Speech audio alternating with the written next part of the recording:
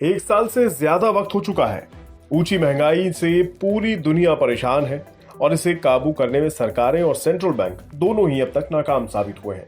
ताबड़तोड़ ब्याज दरें बढ़ने का सिलसिला दुनिया भर में जारी है और भारत भी इससे अछूता नहीं रहा है।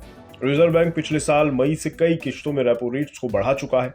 मई 2022 में रेपो रेट 4% था, जो कि फरवरी 2023 की बढ़ोतरी के बाद 6.50% हो गया।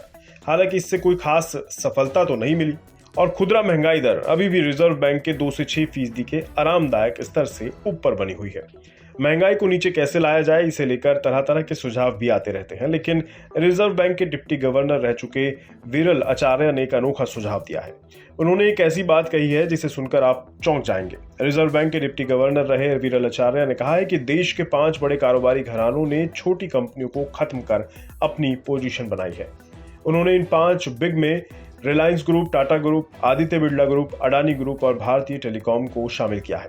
आचार्य ने देश में महंगाई की वजह इन्हीं कंपनियों को बताया है। विरल आचार्य 2017 से 2019 के बीच रिजर्व बैंक के डिप्टी गवर्नर रह चुके हैं। आचार्य ने यह भी कहा है कि सरकार के बेहद ऊंचे टैरिफ लागू कर देने से इन दिग्गज कारोबारी घरानों को विदेशी कंपनियों से कोई चुनौती नहीं मिल पाती है। आचार्य ने सुझाव दिया है कि देश में अगर महंगाई को कम करना है तो इन 5 कंपनियों के वर्चस्व को तोड़ना पड़ेगा। न्यूयॉर्क यूनिवर्सिटी के स्टर्न स्कूल में इकोनॉमिक्स के प्रोफेसर आचार्य ने कहा है कि बड़े कारोबारी ग्रुप तैयार करने को कई लोग नए भारत की इंडस्ट्रियल पॉलिसी मानते हैं और ऐसा लगता है कि इससे सीधे तौर पर महंगाई को बढ़ावा मिल रहा है। उन्होंने कहा है कि इन दिग्गज कारोबारी समूह को तोड़ना पड़ेगा ताकि प्रतिस्पर्धा को बढ़ाया जा सके और इन समूहों के हाथ में मौजूद प्राइसिंग वॉर को कम किया जा सके। इमर्जिंग मार्केट पर ब्रोकिंग्स इंस्टीट्यूट के एक पैनल में पेश की जाने वाली अपनी रिपोर्ट में उन्होंने कहा कि अगर ऐसा नहीं किया जा सकता तो बड़े समूह बनने को आर्थिक रूप से गैर फायदेमंद कर दिया जाना चाहिए। उन्होंने कहा कि रिटेल, रिसोर्सेज और टेलीकॉम सेक्टर में इन कंपनियों के पास कीमतें तय करने की पूरी ताकत है। आचार्य का यह बड़ा बयान हलचल पैदा कर सकता है, खासतौर पर ऐसे वक्त पर जबकि अडानी ग्रुप पर हिंडनबर्ग रिपोर्ट आने के बाद से विपक्षी दलों में हमले तेज हो गए हैं। देश में खुदरा महंगाई की बात करें तो फरवरी में ये 6.44% रही, जो कि एक साल पहले यानी 2022 की फरवरी में 6.52% के लेवल से थोड़ी सी कम है।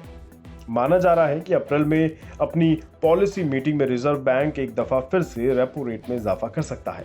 अब बड़े कारोबारी समूह को तोड़ने के विरल आचार्य के बयान क्या वाकई लागू किए जा सकते हैं या नहीं, और ऐसा अगर कर भी लिया जाए तो क्या इससे महंगाई पर लगाम लगाई जा सकेगी? ये कुछ ऐसे सवाल हैं जो कि इस सुझाव के बाद सामने आएंगे। इसके पक्ष और विपक्ष दोनों में तर्क आएंगे।